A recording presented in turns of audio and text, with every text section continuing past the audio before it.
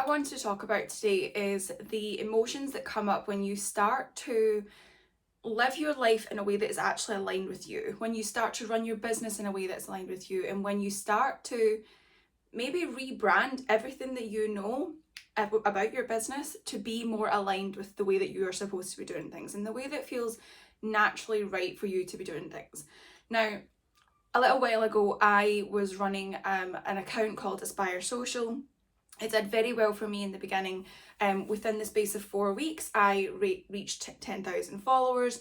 By 8 weeks later, I was over 30,000 followers, and I was reaching over 2 million people in a month. Now, this was something that I honestly can say just happened to me. Obviously, there was a lot of aligned action that took place that led to that point, but it was definitely, I would say, the biggest learning period of my life so far, and I think it was the thing that really set me up to be able to be in a position where I am now, to be teaching about the things that I am now, and to be consulting people in the way that I am. My background was in brand, PR, social marketing. I've done that for almost 10 years now, actually probably around that 10-year mark.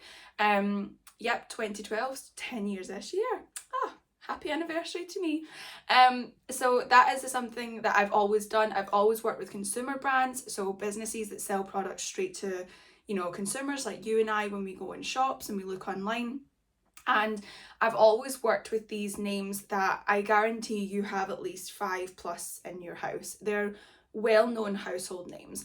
Now, I loved my job. I absolutely loved the social aspect of it. I loved Instagram in particular. And I really loved helping brands with that initial brainstorm that they would have when they came into our company, and they would say, this is the kind of idea we want to go with, this is the product that we want to launch, how can we create a campaign, how can we create a brand around that? Now, that was always where my passion was. When it came to Aspire Social, I was doing all of that, but then obviously a pandemic hit, and I was at home with my she's 3 years old now, she'll be 4 in September, and my husband, and I was working a lot of hours when I was doing those jobs, but when the pandemic hit, I was able to be at home, I was able to be around my daughter, and honestly, it just made me realise how much I needed that flexibility. I always knew it before, but when you're so stuck in that everyday routine, you just sort of feel like that's normal. Like, there's so many people who are willing to put, a pause on their life, effectively, is how I see it, for the comfortable and consistency feeling that a salary of, say, £30,000 gives you. And there's nothing wrong with that. There are people, I know so many people, so many friends and family who do have, salary jobs working for other people, and they're completely happy in them. And that's not to say that that's the wrong thing. But for me, I wasn't willing to sort of put a limit on my happiness in that way.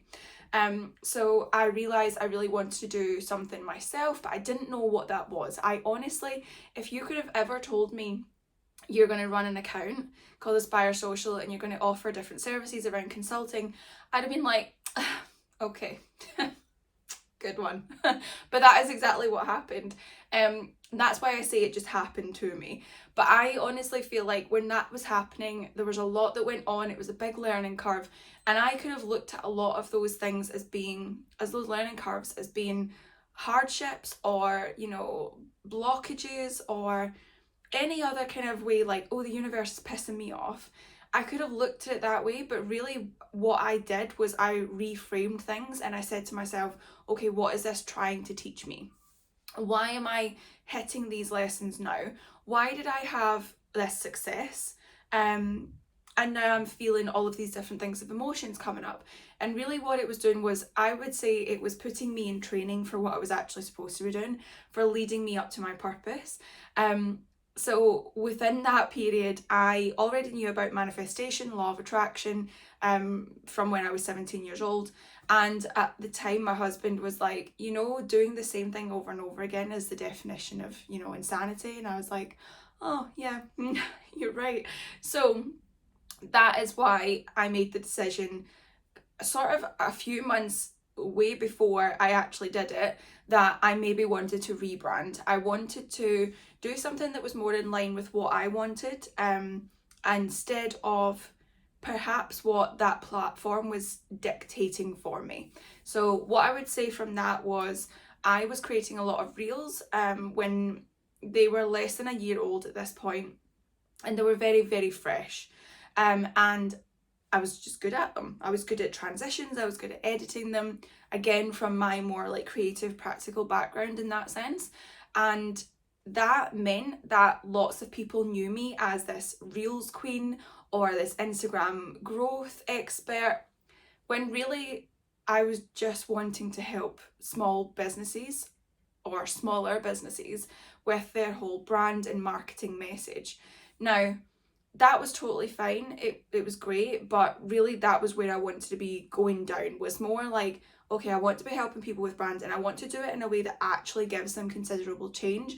I don't really want to be working with people who come to me and just say, you know, I want 10,000 followers in the next 4 weeks. Like, that just wasn't making me happy. I felt very frustrated if I had clients that came to me saying that, because that the number of followers that you have and all those different metrics, yes, they contribute to certain things, but it doesn't mean everything. So from that point, I already knew about human design for about 3 years now, and I was always applying it to myself, and then I was realizing I'm telling certain clients about this, but I'm not actually teaching it publicly. And I suppose in the way that it can be is, you're an undefined ajna, the different gates, there are fears of rejection that come up within your ideas maybe being too out there or maybe too different.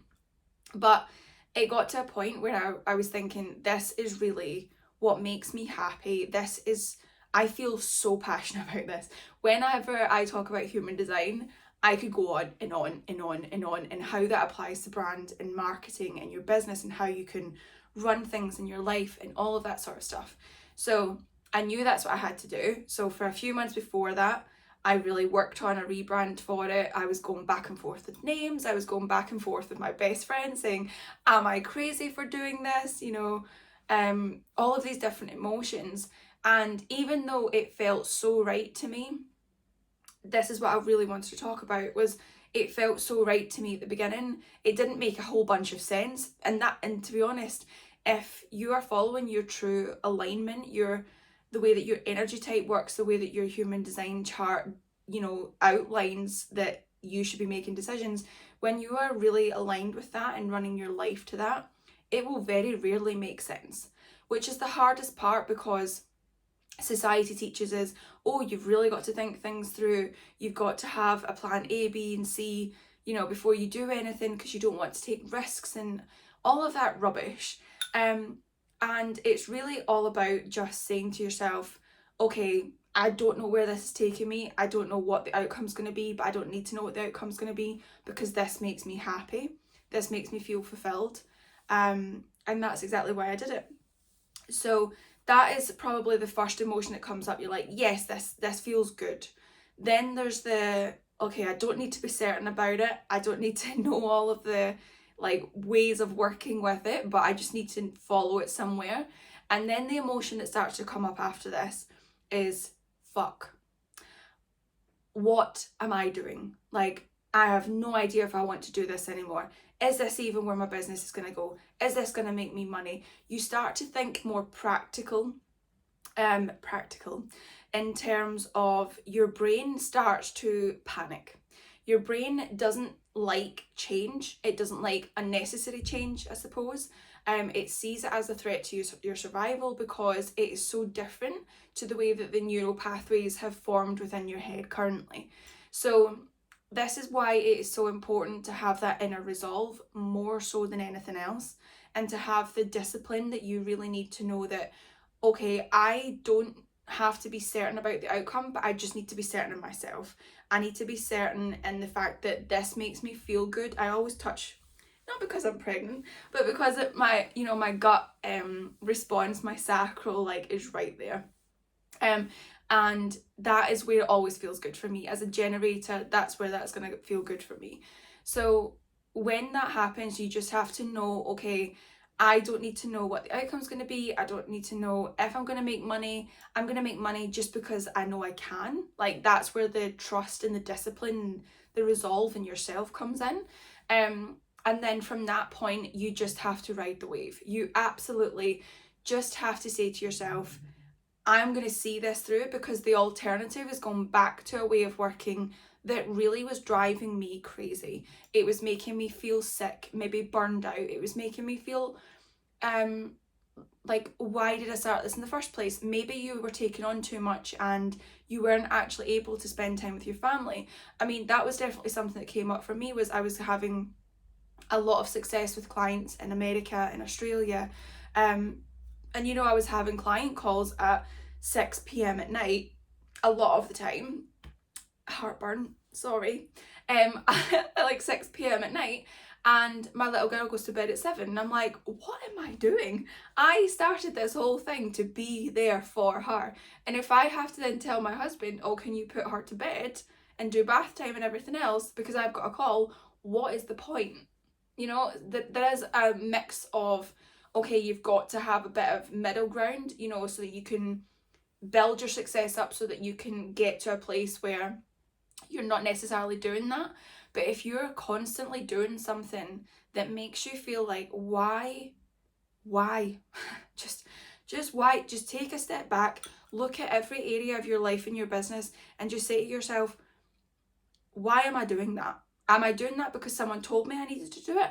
Am I doing it because I read a course or I watched a YouTube video and they told me that that's how they had success and that's why I now need to do it?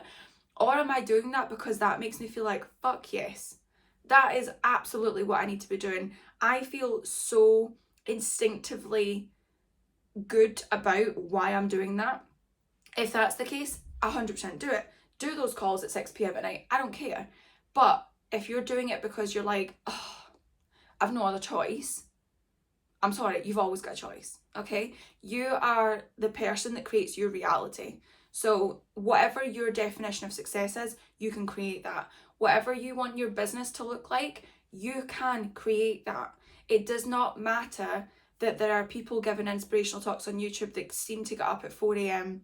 and, you know, work whilst their kids are asleep. I mean, do your kids sleep at 4 a.m? Mine's definitely doesn't. There's no way I could get anything done in the morning before she wakes up, because she is awake before life itself. But that's what I mean. Like, I'm getting off tangent on a parenting rant here, but there's ways that work for people, and yours is going to be entirely different. There are 5 energetic types in human design. Okay, that means there are at least 5 different ways of how you should be running your energy and how you should be running your business as a result of that, which is why I created Brand Your Design, because it combines all of that marketing, branding. This is how you're physically going to do it. This is how you're going to work through the buyer cycle. This is how you're going to get them to convert. But it's a way that you do that whilst also considering your energetic type and saying, okay, if I'm a generator, sure, I can go for as long as I need to, as long as I'm doing something that lights me up, okay?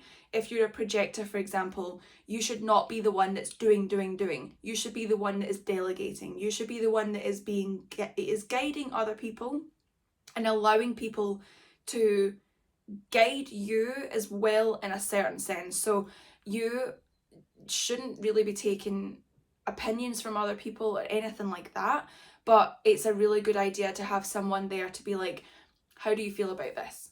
You know, like extending an invitation to you to say, how do you feel about doing it this way? That's the kind of thing that you're looking for. And obviously it works so different for everyone else. Like, a reflector is a mirror up to humanity. Like, you are literally going to feel everybody's emotions, but you have to wait 28 days on a lunar cycle before you make any big decisions. So whereas a generator, it's like, ask them a yes no question, they can make an instant. So that's why there's so many different ways of doing things, and that is why there's no one size fits all. So it is so important to run your business in that way, but also run your life in that way, because the two cannot exist without one another. They have to be in harmony. They have to be in conjunction and working in conjunction with each other. So that's what I wanted to talk about today. I wanted to really just get that off my chest, because I know a lot of people, when they look at human design, they're like, oh, this is the brand blueprint of, you know, how I'm supposed to run my business. This is fabulous. And then they get the reading and they feel really good because obviously it all aligns with them. And then the reality of implementing that kicks in, and that is when the brain starts to resist the change. And that's what you've got to really be aware of, because when that happens, that is when you need to dig deeper. That is when you need to really get that inner resolve. And that's why it helps to have someone on board, whether it's a really good friend who understands you and just doesn't, you know, force their opinions on you, or someone like myself who does ongoing coaching for these sort of things to help you implement over the course of however long. Because it is a process, it is a lifestyle change. You are physically changing how you have done everything up till this point and just rewriting the rule book. So you've really got to trust yourself, know that you can do it, know that it is absolutely possible. You're going to have times where you're going to cry. I do that all the time. And then I look at my chart again, I read certain aspects of it. I have the awareness now where I'm like, okay, this is where that's coming from. So I go straight to that part. And then after that, I'm like, okay, yep, you got this. So that's what I wanted to talk about. I hope that helps clear things up for people. And if you are that person that's having that little bit of a wobble right now, that you feel a bit more certain in yourself and you can gain a little bit more trust for the whole process and everything you're doing, because you are fundamentally changing things for future generations of your own family, but for everyone that around you that sees you doing it. And ultimately, I just honestly feel like if everyone did things that was aligned to their human design, the world would be a better place. So yeah, go on and change the world is my message.